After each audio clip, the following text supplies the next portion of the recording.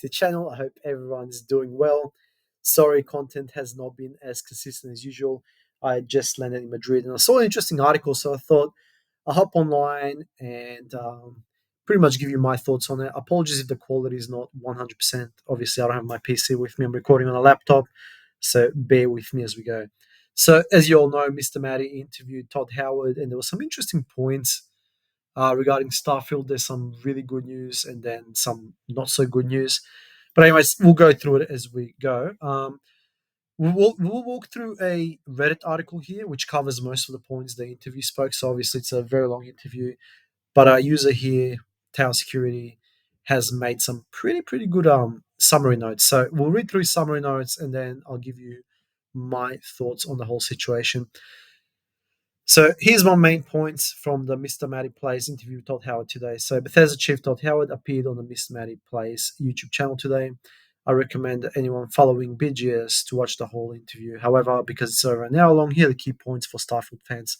So massive shout out to Tower Security here. So we just scroll down a little bit. So Bethesda thinks of its games in terms of 10-year play durations. That's good. So why is this good? Because it pretty much tells you that regardless of how Starfield launch and current support for Starfield tells you that a life cycle or a normal Bethesda day game is, let's just say, around the 10-year mark, which means during the 10-year, you can expect to see new generation updates, you can expect to see new DLC, new content, and so on. So here I agree with him as well. So he said, to me, this means we can expect Starfield to see continuous support given to other Bethesda properties. There are no plans to drop this franchise. We've been saying this for ages, right? Too much money involved. This game was in production for like what they were saying, like over 20, was it 20 years or something?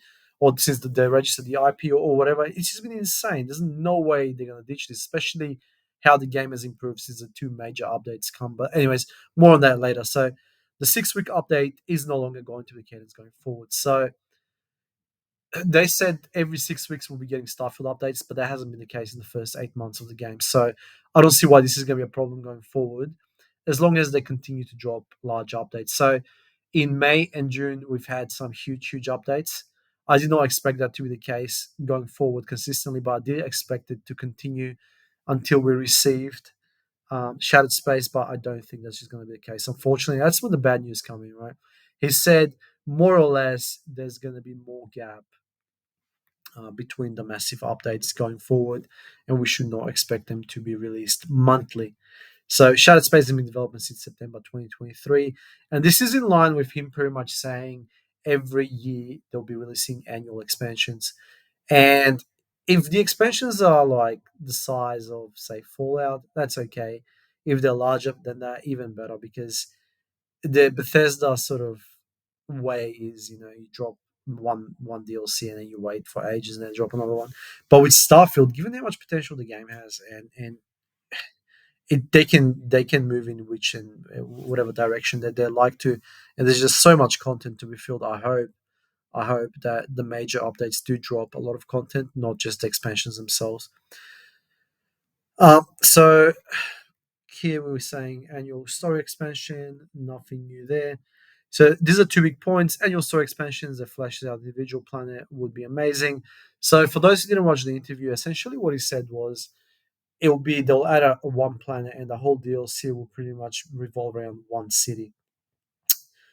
And so here he says, sounded like Todd Howard has listened to feedback that many players prefer deeper experiences with fewer locations.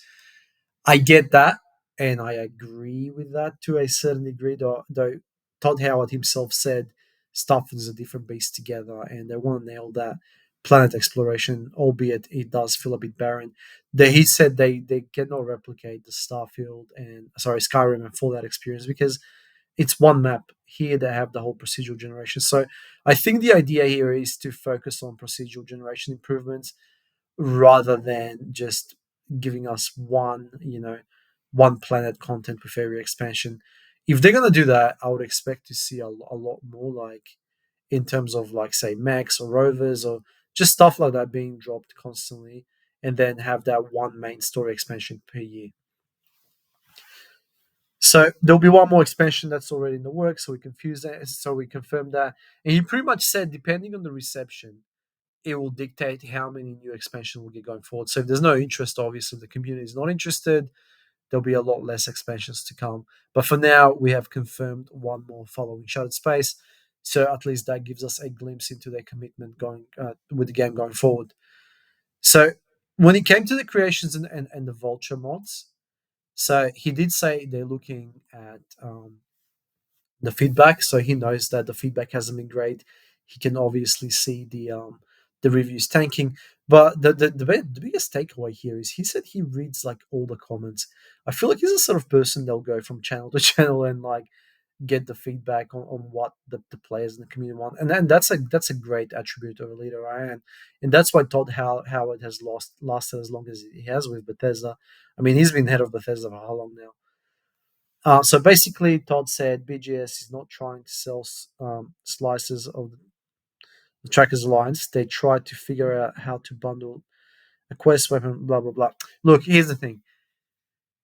At the end of the day, this is a company. And if you look up the dictionary for any company, you'll see they exist to make profits. So obviously, they will be trying different practices from time to time. But obviously, if you see my prior video on what my thoughts on it was, you as a consumer, you vote with your pocket, and if you don't buy their products, they'll stop making it. It's as simple as that. So their metrics and their KPIs depends on how much consumers spend. So if consumers are not spending, they'll either have to tweak the content or tweak their business model. So blah blah blah blah blah. Here we're saying Starfield has 40 million players for 40 hours playtime. I mean, I would expect that given that it's a huge Bethesda IP. Mark my words, if this hits PlayStation, you will see this game skyrocket and it will reach the heights of both Skyrim and Fallout. Call me crazy, but if this hits PlayStation, which I would assume it will in the near future, give it another half a year, this will hit PlayStation. And it'll be madness not to hit PlayStation. It's just free money.